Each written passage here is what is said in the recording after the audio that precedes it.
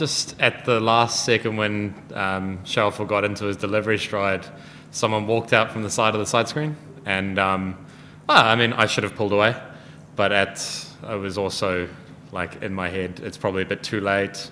And then I didn't watch the ball and I didn't pull away and I didn't either and I nicked it off. I think it played very similar to the way it did on day one.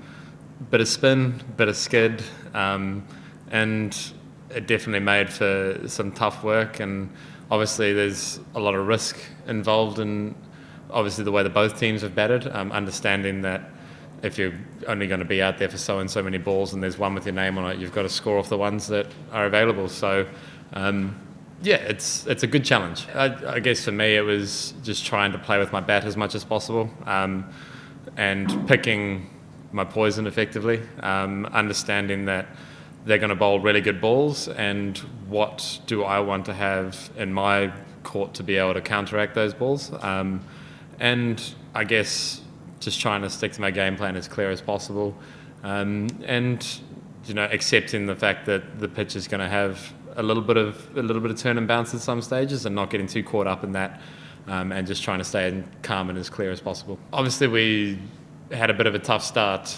in our first innings, and a couple of great catches from the Bangladesh boys, which put us on the back foot quite quickly. And I think if the pitch doesn't change, which I think with the time it's had under cover, it'll be pretty similar throughout the whole game.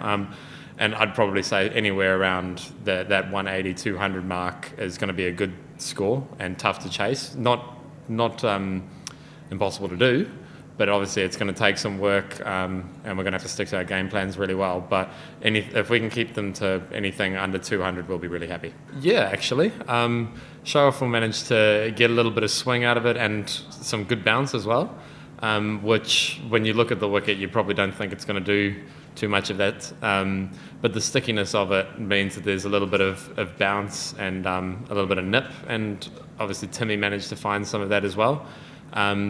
So it's good signs going into tomorrow, and the fact that it's been undercover as well allows that sort of movement to happen, and it shows that it's not just a flat pitch once the pace comes on. There was actually a little bit in it for the seam bowlers as well, which I think is excellent. I think when Tajul turned the first ball so square, I think that probably put bowling pace on that wicket, maybe a little bit in the back of the mind of the captain. So who knows?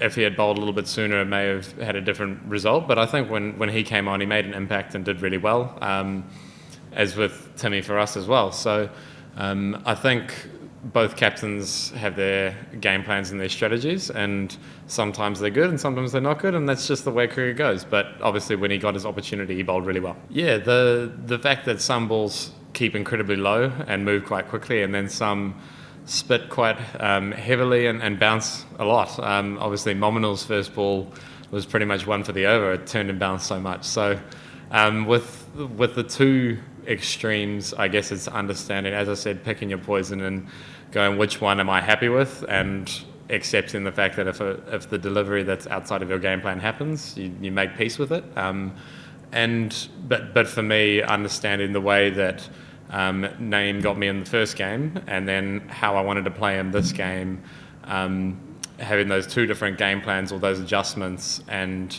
understanding that even mid-game, if I wasn't happy with something, making that change quite quickly. There's no point sitting on the side afterwards and going, I should have done that, which I did last game.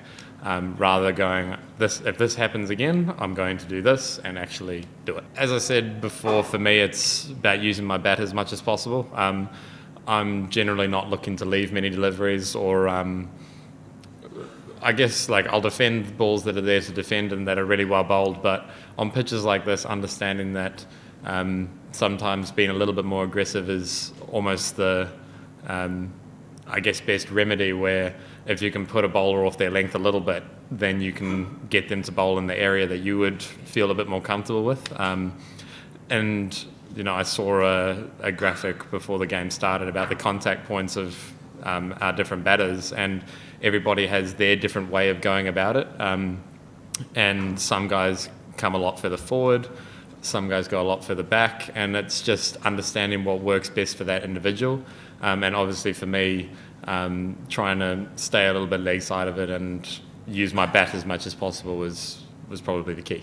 নগদ থেকে পল্লী বিদ্যুতের post paid বিল দিন charge ছাড়াই ফ্রিতে। For more updates, subscribe to our YouTube channel and click on the bell icon. Follow us on Facebook and Instagram. Download TSports app to enjoy exciting games and highlights. Visit tsports.com.